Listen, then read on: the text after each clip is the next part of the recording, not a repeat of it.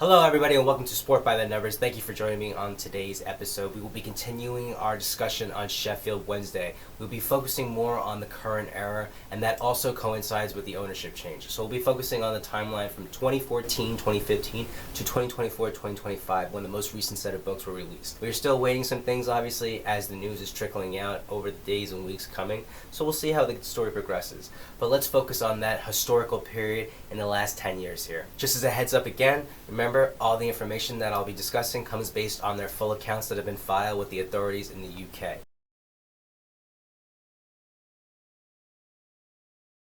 Chansiri's deal closed officially in December 2014 and was effective from January 2015. He acquired 100% from Mendarich for $37.5 million, covering the shares, the stadium lease, and a $4 million debt-to-equity swap that wiped away legacy loans. So let's take a look back. Financially, it was a clean slate. For the 2014-2015 set of books, before he steps in, we see no long-term bank debt. Specifically in Note 11, we have no bank loans, an operating loss under $5.5 million, and the healthiest balance sheet in 15 years. Chansiri came in promising Premier League football in 3 to 5 years.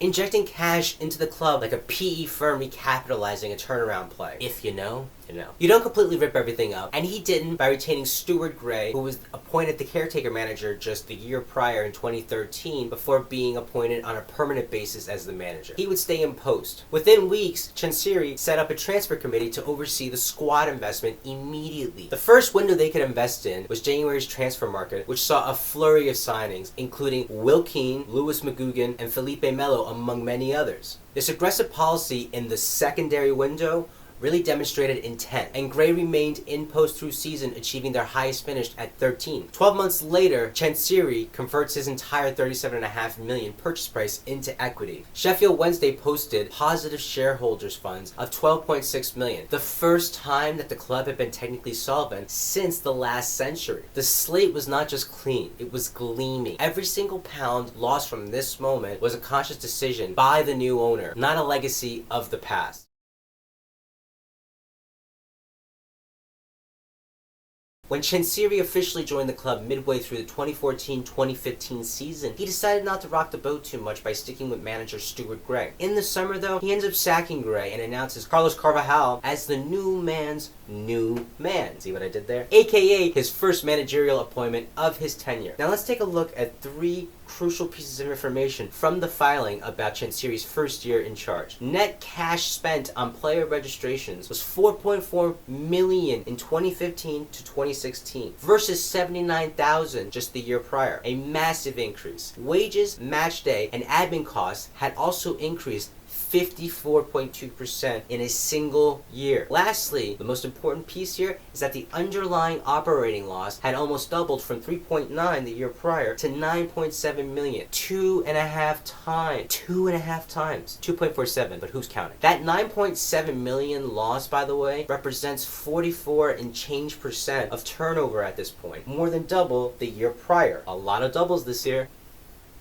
In his first full year, Chansiri set sail with the healthiest balance sheet that Sheffield Wednesday had seen in a generation. Positive shareholder equity of £12.6 million, almost zero legacy debt. When he would circle back around in one short year for reinforcements, he had drove the operating loss up 2.5 times to 9.7 million. He had turned £12.6 million of shareholder equity into a £5.6 million loss, and he had started borrowing again, albeit, okay, come on guys, let's give it a break. No interest rates, just to fund the grand plan. The numbers want to paint a picture, a bad picture. We didn't even get to speak about the heartbreak of their trip to Wembley. They had a chance to win promotion to the top flight for the first time in 16 years since 2000, when they would accomplish potentially Chansiri's goal of 3 to 5 years. But they couldn't reward the fans with their ultimate desire. There's no need to dwell on that, because there's plenty more heartbreak to come. The club that Milan Mendarich had painstakingly rebuilt over 4 years was, in the space of a single transfer window, on the brink of the same financial life support that it had been on in 2010. But the difference this time was that there was no parachute payment coming, there was no player asset fire sale left, and there was an owner who genuinely believed that £100 tickets and £40 t-shirts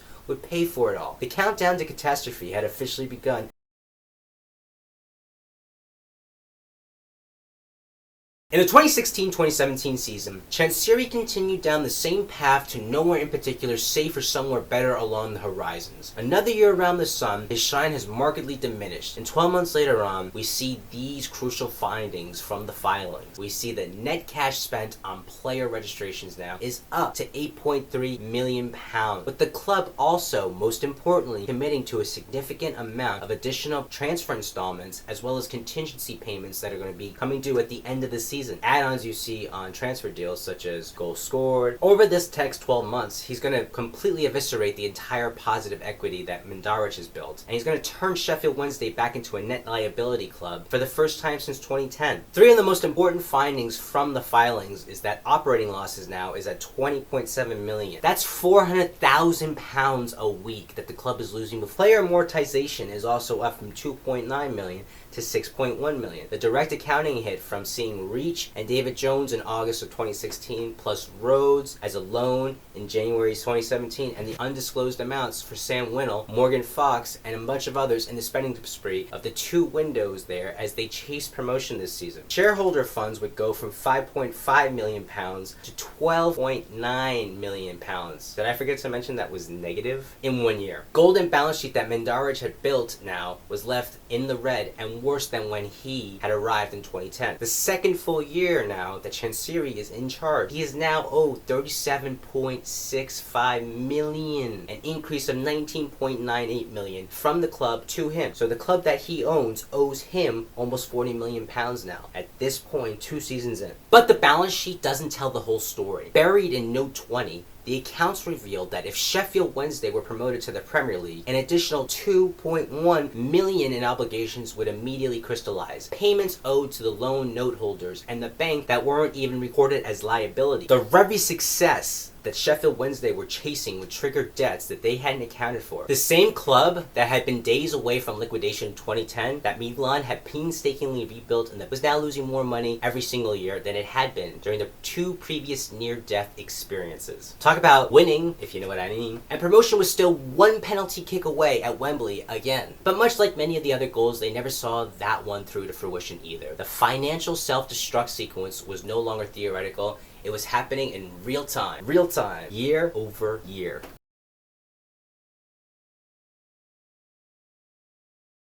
By the summer of 2018, Chansiri had spent, in cash terms, over $125 million of his own and borrowed money in just 3.5 years. Most importantly, he was also looking at selling Hillsborough for cash for the club. In August, when the sale of the stadium was agreed, the club backdated the heads of terms to July 15, 2018, so as to show the £38.06 million profit on the disposal of Hillsborough on the financial books for the 2017-2018 set. The club actually ends up selling to Chansiri himself for £60 million with a book value of £23.9 million, where the transaction would be later ruled an attempt to circumvent the EFL's profitability and sustainability rules. You don't say so, do you? Selling to yourself? Underlying operating loss in the 14 months, because the club is going to adjust their books to end in July now as opposed to May, we see approximately 35 to 36 million pounds of losses altogether. The operating profit, I did say profit, was 2.64 million pounds.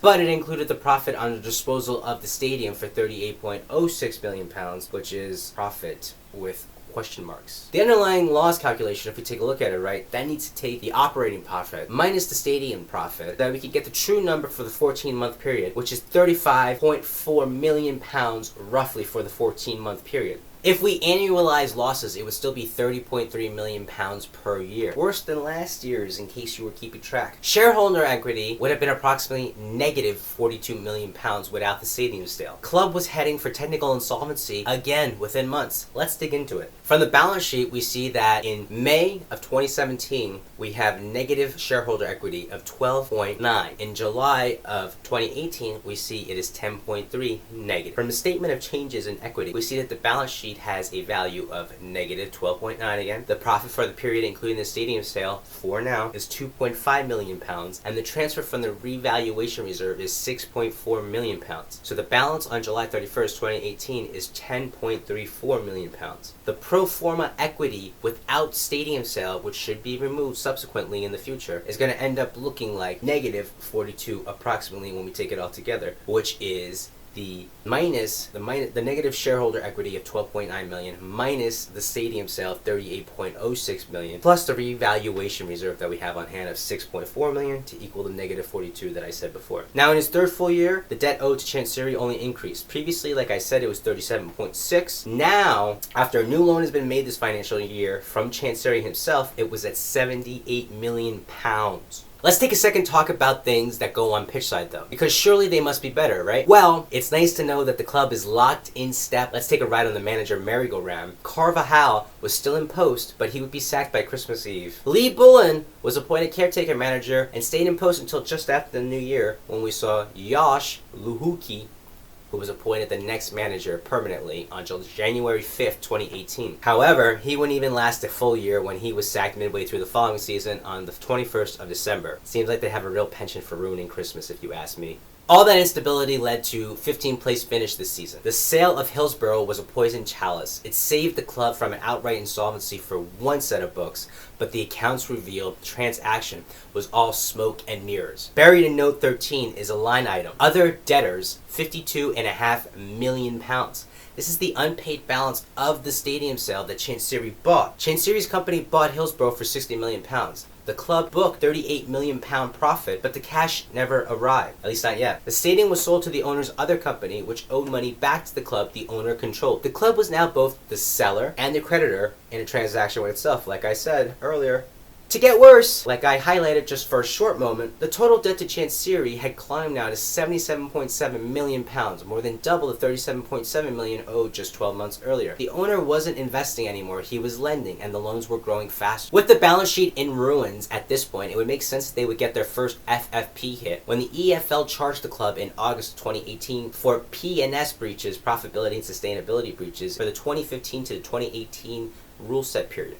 This would hang over the club as authorities reviewed the case with no immediate resolution in sight. And then, barely a month after the books closed on the 1st of September 2018, Chansiri issued himself another £21 million in ordinary shares. Even with the stadium accounting magic work going on the books at this point, the £38 million profit, the club needed an immediate cash injection just to stay solvent. Why? The accounts don't reflect this. It's disclosed in the post-balance sheet events notes, but it tells you everything about the club's real financial position. The same ground that had watched Wednesday almost die in 2010 had now been used as a financial life raft by the very man who had driven the club back into those same waters. Everything that happened in July 2018, the points deduction, the relegation, the protests, and the second near administration swing was no longer a risk. It was an inevitable consequence of what these accounts proved beyond any doubt.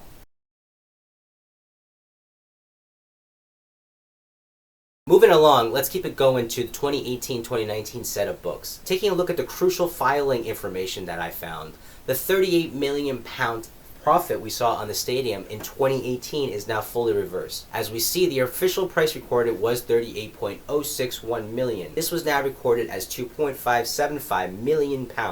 This adjustment turned the club's overall reported profit of $2.75 for the 2017-18 season into reported loss of £35.485 million now. The 2019 accounts quietly unwound the entire trick. The profit disappears into the lease liability and deferred income. Exactly what the EFL said would happen. Underlying losses at this point now are £19 million a year. Even with the last tail of the stadium accounting, the club is still bleeding £350,000 a week from normal operations. And Hillsborough lease facility finally appears on the balance sheet, and we get some accounting magic again with the stadium a year later. The club now owns Chansiri's other company, £63 million. but it's not characterized as a lease liability, rather a loan. What about the cost to play at home? Well, the balance sheet shows only $956,000 in lease obligations, but buried in the notes, the club is actually committed to paying £77.25 million over the lease terms. This is hidden in note 21, barely appearing on the balance sheet, while $64 million sits as a loan. A loan. And because he has the club's best interest at heart, he didn't charge them rent for the first year. Ah, nice. I'll sweeten the deal for you with 1 free year of rent. Let's recap. By July 2019, the entire stadium sale illusion had collapsed. The £38 million profit that had been briefly made the club solvent in 2018 was now fully reversed. The club was back to losing money, £19 million this year alone, from normal operations. The club now owns Chansiri £64 million directly for the loan, with an additional £77 million committed in lease payments for Hillsborough, over £140 million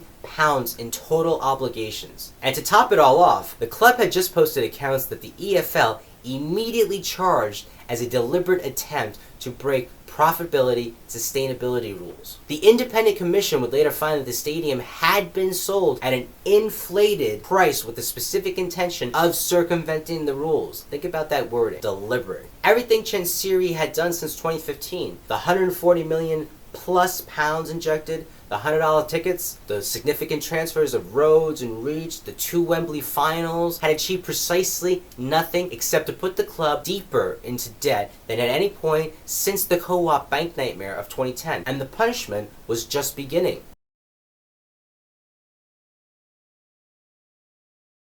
By July 2020, 5.5 years into Chansiri's tenure, and more than £120 million of his own money at this point after buying the club, he had turned the club with positive equity of £5.6 million and almost zero legacy bank debt into one that was £32.4 million underwater. It had lost over £99 million in cumulative operating losses now, and he had driven the real annual operating loss to £24 million. He had been hit with a points deduction for breaking financial rules relating back to that charge over in August of 2018. The same club that Milan Mandaric had rescued twice from the brink and handed over in perfect financial health now was for the 3rd time in 20 years insolvent, only this time there was no rich savior waiting in the wings. The Chansiri project had not just failed, it had taken Sheffield Wednesday back to the very edge of extinction. It had been saved from in 2010, only deeper in debt, older, and with far fewer assets to sell. A winning combination if you ask anyone else. And then the notes to the financials pulled away the last veil that there was for Chansiri. 2 full years after Chansiri had sold Hillsborough to himself for £60 million, the club was still waiting for the money. Still. That's a good friend. But it's himself, so he's not going to be too hard on himself. Note 13 specifically reveals that $37.5 million of the purchase price remained unpaid. Sat there was an IOU from the owner's private company to the football club he also owned. Money moving in an endless circle, never ever touching the real world. Meanwhile, direct loans from Chansiri to the club had reached £56.7 million. I love this. Note 16 is brutally candid. These loans carry no interest and have no repayment date. The director, Chansiri himself, openly states that there is no benefit in even calculating a proper carrying value. For us, in the plain world, the debt is never expected to be repaid. It is permanent. And then there's the stadium lease. Note 21 commits Sheffield Wednesday to paying another £77.25 million in rent over the next 2 decades. Remember, we highlighted that before as well. To play at the ground they used to own, now they rented it back from the owner's other company. The club brags for the first time that the rent was free in the first year, but even that gift was just spread over the remaining term so the accounts wouldn't look quite so awful. If you add it up, it was $37.5 million still owed to the club for the stadium sale that never happened. It was £56.7 million in interest-free, repayment-free loans, and £77.25 million in future payments locked in for Hillsborough. That's over £171 million in total obligations,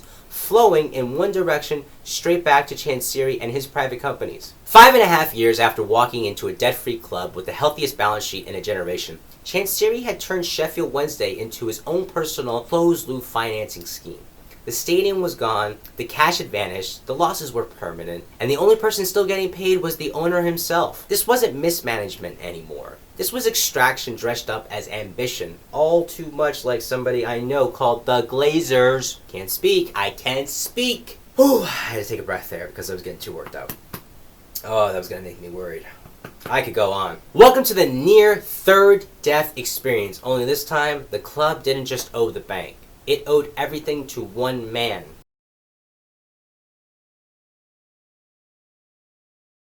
By the summer of 2021, 6 years after buying a debt-free, technically solvent Sheffield Wednesday for £37.5 million, Chansiri had relegated the club to the third tier for the first time in 12 years. He had turned a positive equity position of £5.6 million into negative $58.2 million in net liability. He had racked up over £125 million in cumulative losses, more than 3 times his original purchase price, and he had driven underlying operating loss to over £25 million for the year. Not to mention that he had turned the remaining £37.5 million of the stadium money into just £15 million of paper receivable by converting the rest into yet more shares. Even the club's suppliers now demanded Chansiri's personal guarantee before they would extend credit to him, and the club remained on the hook for £75.75 million in rent to play at their home of Hillsborough. The third near-death experience complete. Confirmed, League One, confirmed, insolvency deeper than ever, and still no sign of the owner getting ready to walk away. The morning after. This is the first full season after relegation. Darren Moore's League One campaign, the year the financial hemorrhaging finally eased. Not through brilliance, but through brutal amputation, the same way the doctor worked on the battlefields in the early 1800s. If we take a look at the filings, some of the crucial findings that I found was that wages were effectively halved from £21 million the year prior to just £10.5 million this year. It's the single biggest payroll cut in the club's modern history, and it was only achieved thanks by relegation and mass exodus. Underlying operating loss plummets from £25 million just a year ago to over £7 million this year, an £18 million improvement. Still though, the club is losing almost £150,000 every single week in the third tier. And this is all not to mention that shareholder funds have collapsed now to negative £65.5 million.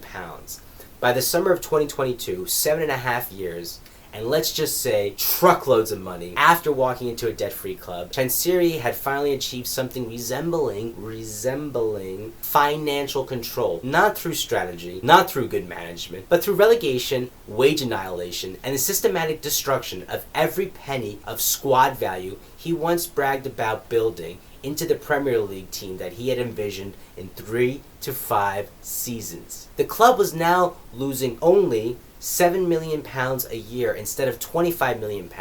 It had slashed its wage bill in half and was almost cash flow neutral, not positive, for the first time since Mendaric's era.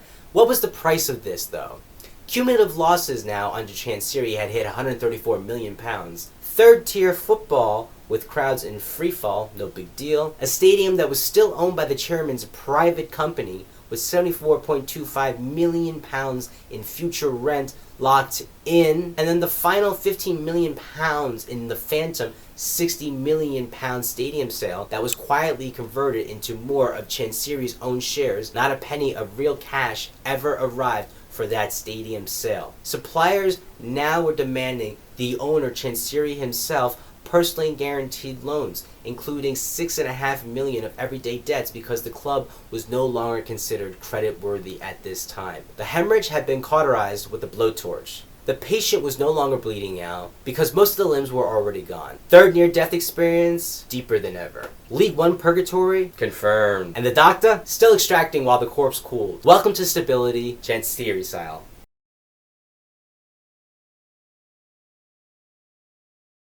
In 2022 to 2023 set of books, we have to take into account that this is the playoff final year. A lot of points. We see Wembley heartbreak to Barnsley, the biggest League One crowd in history, and the first set of accounts that finally, genuinely shows a path out of the abyss somehow. The most important findings from the filing this year was that turnover was now at £19.3 million in League One. Operating losses this year also, drumroll please, was also only £6.47 million. In the summer of 2023, 8 years in now, with over $100 million in cumulative losses after buying the club, Chansiri finally accidentally stumbled into financial stability, not through genius, but because Danny Roll's predecessor, Darren Moore, built a team so good that the fans came back in such numbers that Sheffield Wednesday was able to generate £19.3 million of turnover in League One. But the notes whisper caveats. Hope handcuffed. The Phantom Stadium sale finally buried. No more IOUs receivable from Chansiri's company, but the club still owes him £51.1 million in permanent interest-free debt, plus $2.57 million in total rent liabilities to his Sheffield firms this year alone. Future Hillsborough commitments, you might ask, are locked in the form of a £66.7 million noose, unwinding only to 2049, in case you were wondering. The suppliers, again, demanding Chansiri personally guarantee a new £6.1 million loan at 10% interest rate and a £1 million HMRC R&D tax breadcrumb.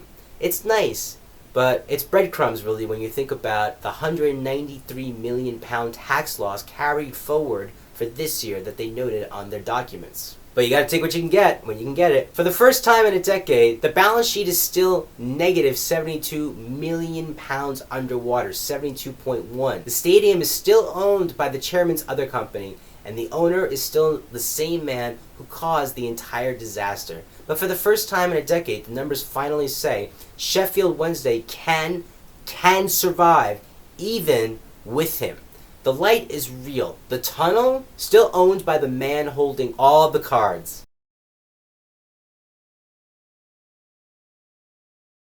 The championship season got off to one of the worst possible starts. Isco Munoz couldn't buy a win if his life depended on it with this team, and it did depend on it. He just didn't know it. By the time Munoz was sacked on the 4th of October, his side had already lost 8 times and drawn 4 more in all competitions. Focusing in on the league, it was just 2 points across the first 2 months of the season. This led to new manager Danny Roll appointment in mid-October. They say 3rd time's lucky. And it was the case for the new manager when he had to endure 2 goalless draws before tasting victory for the first time with the club.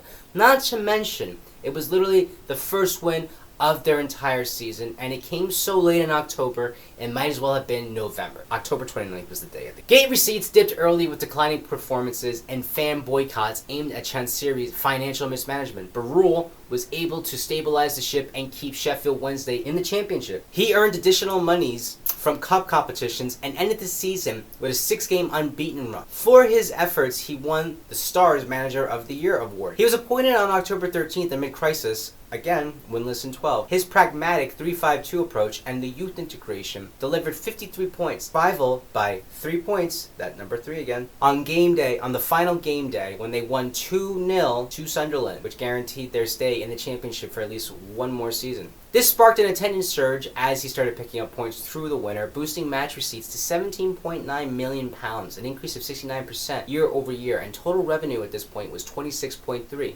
club record outside of the Premier League. Commercials hit for £8.4 million, down 4% from kits and sponsors. Also, we didn't see any big additional hits to amortization after funding modest squad tweaks with Rule in charge through the January window. It was only £5.2 million for the season. Wages, though, rose to £21.8 million, an increase of 38%. But at 83% of turnover, it is still under the championship average of 100%, maintaining operational discipline. Very good signs from the in-trouble club. Operating loss widened to £9.4 million. Now, this was the profit and loss headline compared to £6 million just last year, so it is increasing significantly. But Rule's efficiency in the league kept the club competitive. Administration costs at $7.2 million also increased 94% as a result of growing legal fees.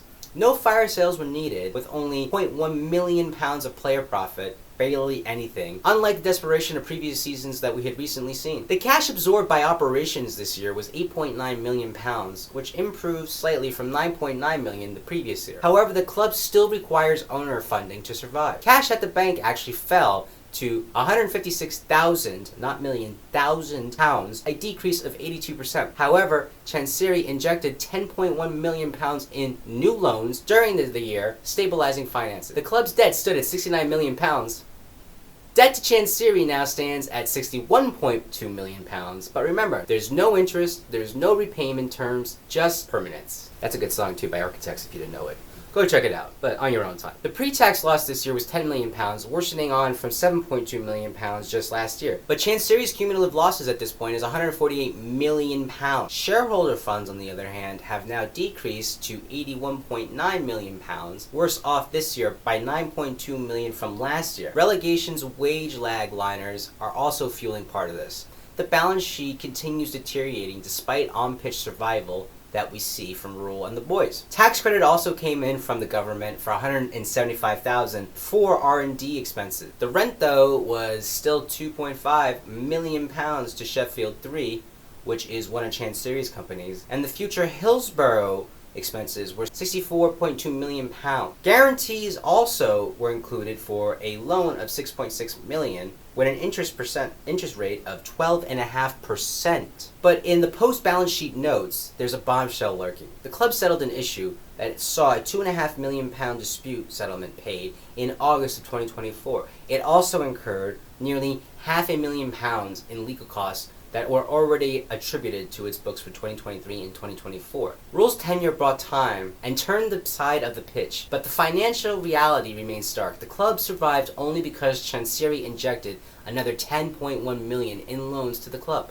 The patient lives, but remains on life support. The numbers tell the story better than any narrative ever could. Positive £5.6 million in equity in 2016. Negative £82 million in 2024. Operating losses totaling £148 million.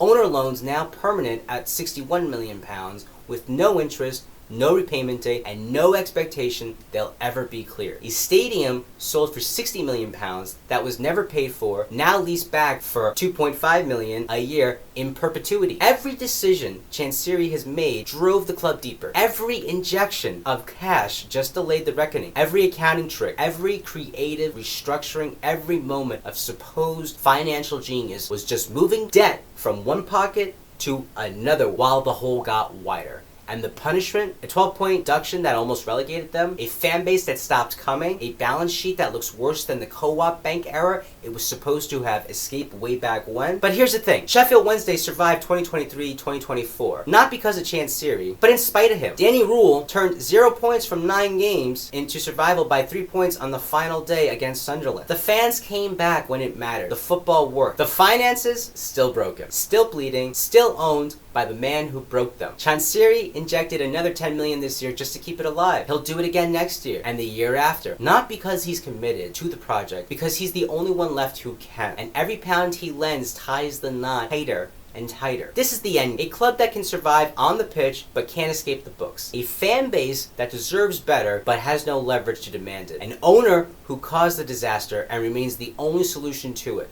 The story isn't over, it's just stuck, and the numbers don't lie. Sheffield Wednesday, 154 years of history, 10 years of Chansiri, and the bill is still coming due. Thank you so much for joining me this week on this episode. Please, as always, like, comment, and subscribe. Remember to let me know what you're thinking. If you disagree, I'd love to hear it. If you have some other additional information that could be relevant to the story, I'd also love to hear it. I'll be talking to you guys shortly soon, and we'll be focusing on the next step of this story. Right now, the club is going through some interesting times, shall we say, and leave it at that. And there's no concrete or definitive to speak on at the moment, so we'll have to wait a little bit to see how the story plays out, but I'll be updating it shortly when I have an update for you guys. Thanks so much. Stay safe. I'll see you guys on the next one.